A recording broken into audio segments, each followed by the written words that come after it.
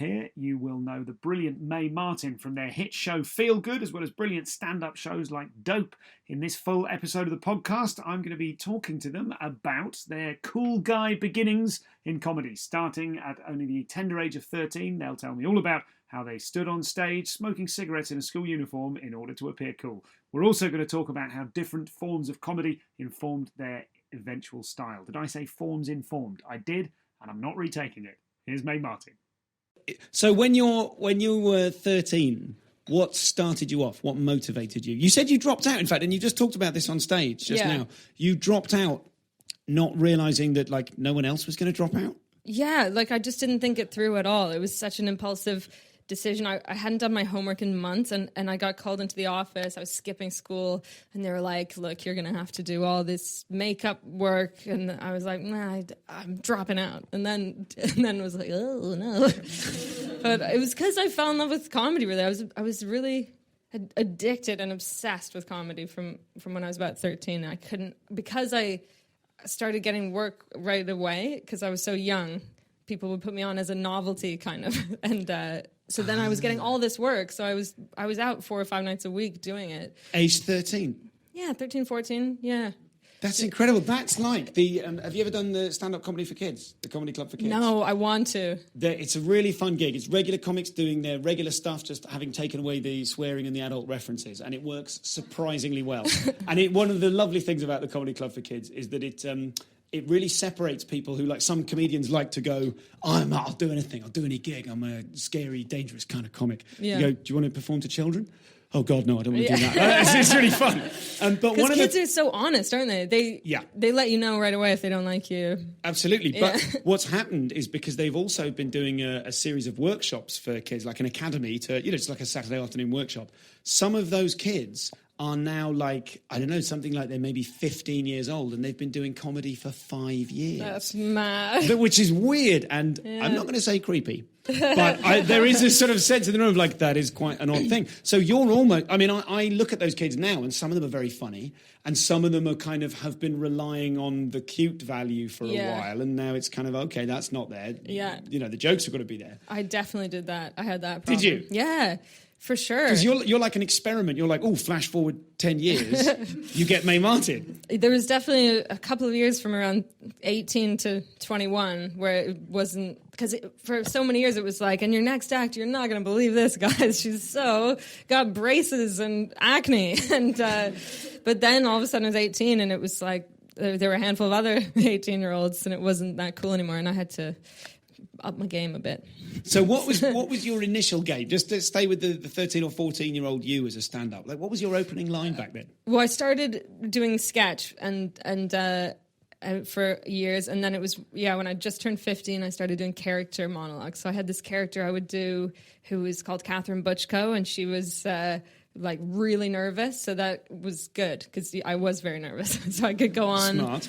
I could go on and be like quivering, and I wore my school uniform, and she was inviting the audience to her birthday party, which was from 7 to 7:30 on a Tuesday, and so I did that, and I just got a lot of traction quite young, and then dropped out of school, and then I was like, I'm a comic, and I got very pretentious, and like, I mean, if there are some videos of me, I all of a sudden was like, I'm Lenny Bruce, and I would go up. I remember going up when I was 16 and smoking cigarettes on stage because I thought that's cool. That's really like rebellious, and everyone was horrified. Everyone was like, "Why is this child smoking? Have they allowed this child in the venue?" It was, very embarrassing. And how did your peers react?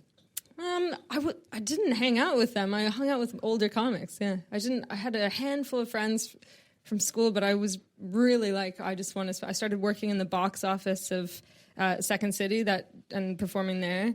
So I was just, my whole life was comedy and I had a lot of older boyfriends and girlfriends. But very rebellious time. Okay. Yeah. And did that feed into your material? Did you find something, I think, that happens sometimes to comedians when they only hang around with comedians? Yeah. Is like did that ever become too much that you were just constantly thinking about comedy? Do you look back on that now as like a healthy creative time?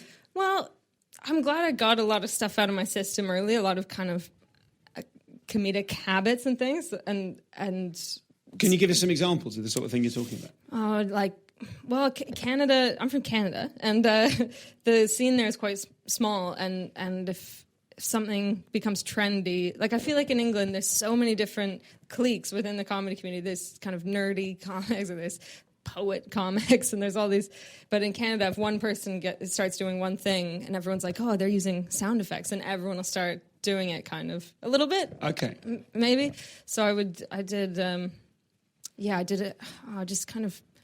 I did a thing where I was at my own funeral and I was doing all the characters giving eulogies, pretentious, like stuff like that. I did a lot of voices and, I don't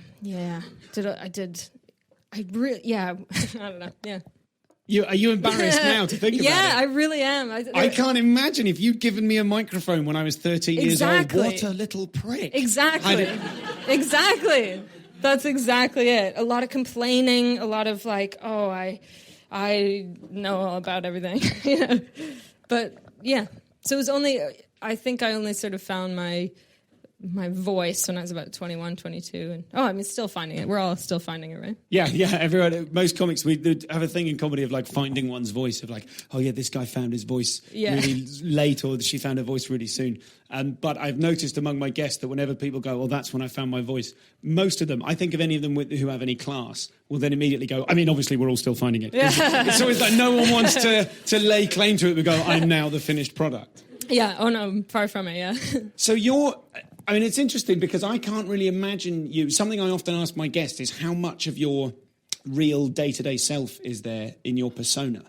It's got closer and closer. It's incredibly close over now, isn't time. it? Yeah. Now I'm more comfortable in myself. I think it's pretty close, maybe a bit more enthusiastic and chipper and warm, but it's pretty close. It's pretty, yeah. It's just funny, you saying the word chipper is incredibly chipper. Chipper. Do you know what I mean?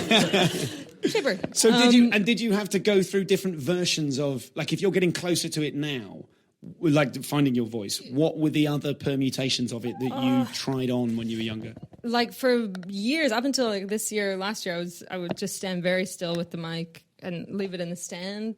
Now I'm walking all over the place. It's very liberating. I did musical comedy for years. I did a mix of stand-up and musical comedy for years, and then the bits between the songs just got longer and longer, and then I don't do songs anymore. I don't have to do the songs anymore. Is that what you were saying? No, well, that's what I was implying. Yeah, it sucks bringing a guitar around. Okay. Yeah. What about you, Stuart? I never did musical comedy. I made the decision because I was a circus street performer before I did stand-up. Right, I knew I that, made the decision very early on never to bring any props on stage. God, that's a good place to learn, doing it on the street, and you really have to grab people, right? Yeah, it's a good place to learn to be all shouty and stuff. Right. I don't know if it necessarily creates brilliant comics. For tour dates, news, updates, whatever they are, and the latest episodes of the Comedian's Comedian podcast, go to stuartgoldsmith.com.